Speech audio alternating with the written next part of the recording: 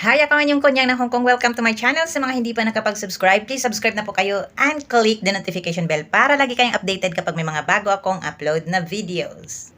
In today's video, pag-uusapan natin kung ano ang nilalaman or nakasulat sa ating mga kontrata. Kailangan alam ninyo ito guys bago kayo pumirma na inyong mga kontrata. Basahin talaga ninyo para pagdating ninyo sa Hong Kong ay may ideas na kayo at hindi na kayo maisahan ng ating mga employers. Meron kasi mga employers na sumusunod talaga sa kung ano ang nakasulat sa ating kontrata. Meron namang hindi, lalo na pag nasisense ng mga employers na wala kayong alam. Kaya mas maigi na alamin ninyo ang inyong karapatan pagdating sa lugar kung saan kayo magiging isang OFW or domestic helper. Kahit saan man guys, kung meron kayong chance na basahin ang mga kontrata, please intindihin po ninyo kung ano ang nakasulat. Ngayon, pag-uusapan natin kung ano yung mga karapatan natin para naman aware tayo pagdating sa lugar kung saan tayo mapadpad. So, ang nakalagay dito guys, kailangan pumirma kayo ng kontrata, 4 na copies. Kasi, ang mga 4 na kopya na yan ay ang isa maaaring mapunta sa'yo, kailangan hawak mo po yan. Ang isa naman hawak ni employer, ang isa ay ibibigay sa consulate, at ang isa ay sa immigration department. Ayan, sinulat ko lahat ang haba-haba. Kaya, paiiksian ko na lang. Sana maipaliwanag ko sa inyo kahit papaano. Ang sunod ay kailangan ninyong intindihin ha. Ulit-ulitin ko kasi mahirap kontrata kasi yan. 2 years contract po ang ating pagtatrabaho lalo na dito sa Hong Kong or sa ano naman kahit saan naman 2 years contract talaga yan. Kaya kailangan pag pumirma kayo ay talagang alam na alam talaga ninyo kung ano yung mga pinipirmahan ninyo. Okay? So, ang nilalaman ng kontrata ay ang mga sumusunod. Dito guys ay allowed duties and living conditions, the minimum wage or salary natin, at the other labor-related regulations. Isa-isahin natin. At saka, ito ang nakalagay guys, especially sa ating mga allowed duties, kung ano yung mga job offer na binigay o nakalagay sa inyong kontrata. Nakalagay sa ating kontrata, ang duration of contract, nabanggit ko na yan kanina, is 2 years. Pwede po kayong, halimbawa hindi kayo magkasundo ni employers, parang toxic na talaga inyong pagsasama bilang employer and helper, pwedeng mag-terminate si employer sa iyong kontrata, i-terminate ka niya, at meron din tayong karapatan na i-terminate natin or i-break natin ang kontrata natin. Guys, legal po ang pag-break contract. Kailangan mo lang magbigay ng 1 month notice at kung mag-on the spot ka, magbabayad ka ng 1 month sa kanila. So, kung wala naman talaga tayong budget, kailangan natin magbigay sa kanila ng 1 month notice.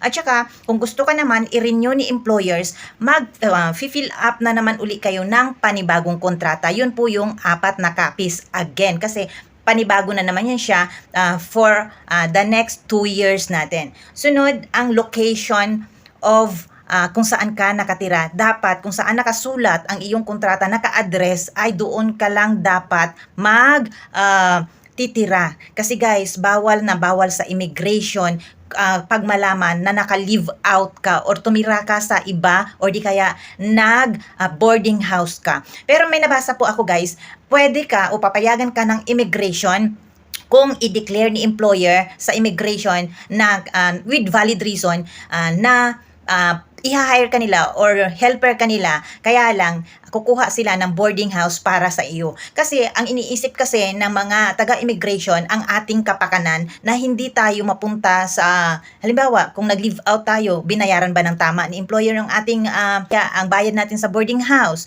yung tubig natin, or yung kung paano isettle ni employers yan sa immigration. Kaya sure na okay ang ating mga kalagayan kung maging mag-boarding house man tayo. So, kaya mahigpit sa immigration pagdating sa paninirahan natin kasi gusto ng taga-immigration na okay tayo. Ganun sila kaganda dito guys sa Hong Kong. Ganun tayo pinapangalagaan ng mga taga-immigration. Yung hindi malabag ang ating karapatan. Kaya ang ganda po talaga magtrabaho dito, lalo na kapag mapunta ka sa okay na employers. Kaya pag nag-abroad talaga is paswertihan lang. Malinaw kasi sa nakalagay dito ang location, the live-in rule. So meron talagang batas na sinusunod. The domestic helper requires to live at the employer's address. Then, employers must ensure suitable accommodation and reasonable privacy. So sad lang no. Karamihan sa atin walang mga privacy. Kasi nga, merong mga share rooms at saka pasalamat ka kung mag-isa ka lang sa kwarto. Kaya ito minsan ang hindi nasusunod. Pero meron din naman na sinwerte, kagaya ko, maswerte ako sa amo ko dati, pero ngayon wala ako masyadong privacy kasi itong room ko, labas-pasok sila. Next, ang duties natin ay nakalagay dito, the helper shall only perform domestic duties and exclusively for the employer. Yun dapat guys, dito lang talaga tayo magtatrabaho sa employers, sa bahay ng employers natin.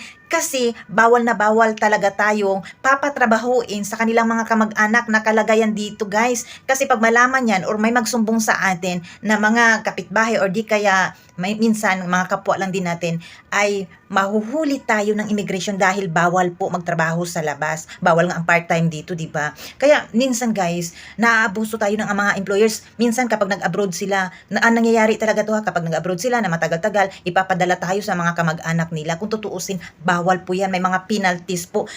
Yung mga legal, dito ha, hindi ko masyadong detalye sa inyo kasi mahaba-habang usapan po yan.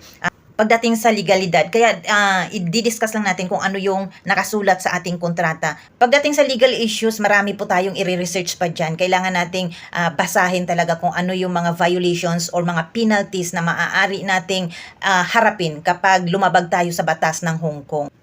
So next ay ang salary natin. Pagdating sa salary, ayan, focus talaga sila. Ang salary paid by the employer cannot be less than the minimum of allowable wage. May free food or food allowance per month. Dito guys, maraming nagdi-discuss nito kasi ang iba gustong tatanggap na lang ng food allowance kasi minsan, grabe ka, kuripot ang mga employers pero nasa pag-uusap yan kasi karamihan talagang nangyayari dito is free food or share food. Meron namang iba, nakakaintindi naman ang mga employers na binibigay ang food allowance. Kaya kapag share food kayo sa employers, hindi na tayo makakatanggap ng food allowance kasi share na tayo sa pagkain nila.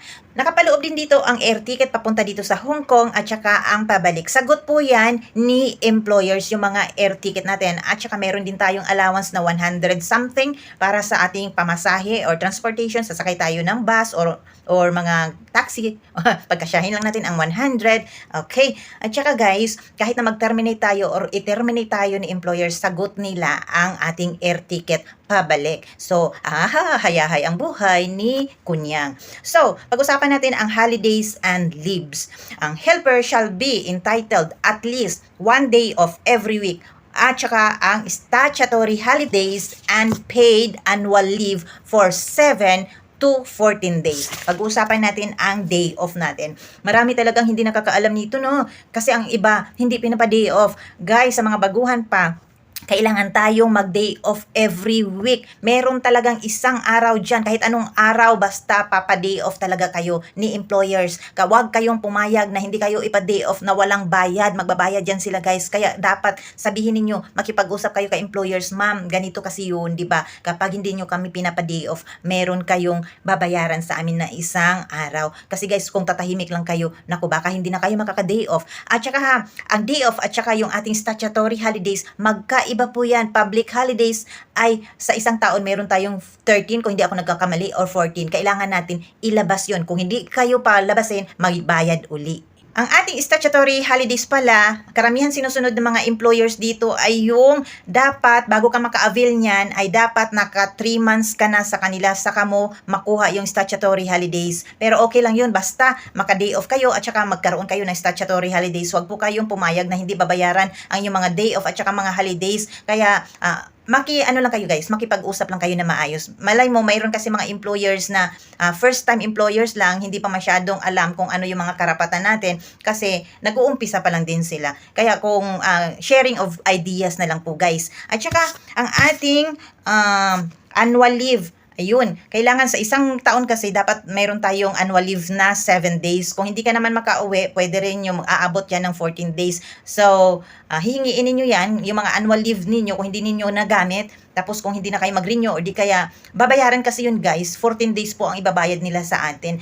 So, ganyan na lang siguro muna ang ating topic ngayon. Kung meron ako nakalimutan, pwede kayo mag-comment para mapag-usapan natin sa susunod na mga videos. Sana meron kayong natutunan sa video ito. Thank you for watching. Bye!